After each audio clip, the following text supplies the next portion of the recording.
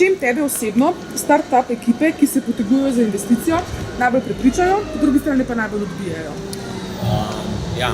Mogoče sem jaz malo tak netipičen, ko prihajam bolj iz finančnega svetovanja, upravljanja premoženja.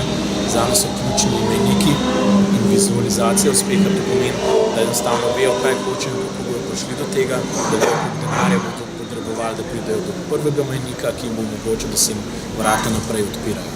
Če v bistvu tukaj povežejo produkt, dejansko realno oceno teh stroškov se da veliko lažje tudi naprej graditi zgodbo, ker sicer pač se ne izide račun.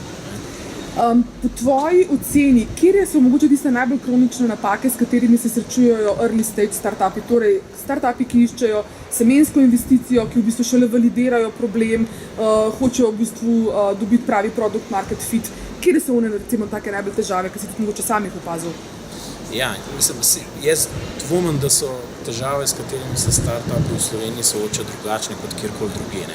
Povsod je zgodba vprašanja, ali bo delovala ali ne, in v bistvu statistike niso ravno obetavne, če gledamo, koliko investitorji nekako imajo verjetnost uspeha s startupi. In ravno to je osnovni problem startupov, da nam dejansko prepričajo tiste, ki so pripravljeni sprejeti to tveganje. Tako da jaz ne bi rekel, da so tukaj dramatične razlike, je pa res, da mogoče v Sloveniji sam, sistem startupov pa mreža še ni toliko močna, ker vseeno smo mlada država, da bi lahko v bistvu te startupe zelo hitro usmerila na neko globalno pot. Samo to se razvija in mislim, da je to vprašanje pač razvoja. Danes si poslušal zagovore ekip, ki se potegujejo za investicijo SK75. Mogoče en tvoj komentar, neka ocena, a je celo mogoče med njimi kakšen tak, ki bi ga povabil na kavo, da ga mogoče malo bolj spoznaš? Zagotovo bi bilo zanimivo spremljati te ekipe. Dejstvo pa, da je povsod je pa točka preloma neka ekonomski rezultat, ki ga firma začne beležiti. Tudi mi, ko se pogovarjamo z malo večjimi investitorji, je beseda economic performance.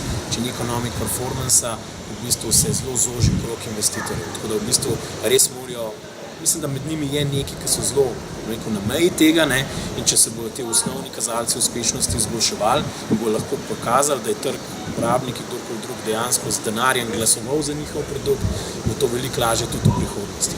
Morda kakšna ideja, ki je prav posebej tvoja pozornost pritegnila, glede na osebne preference, glede na poznavanje industrije? Ne bi se opredelil danes, res. Preveč so sveže te ocenjevanja, tako da sem v kar nekaj ocen, ki so bile relativno blizu, bom tako rekel, tako da ni bilo enega favorita. Bi bilo kar malo nepravično reči, ker recimo ni nobena ocena to, ki je stopala med tistimi, ki so bile med boljšimi. Je pa par zanimivih, ki jih bo kazalo spremljati, ne? Zagotovo.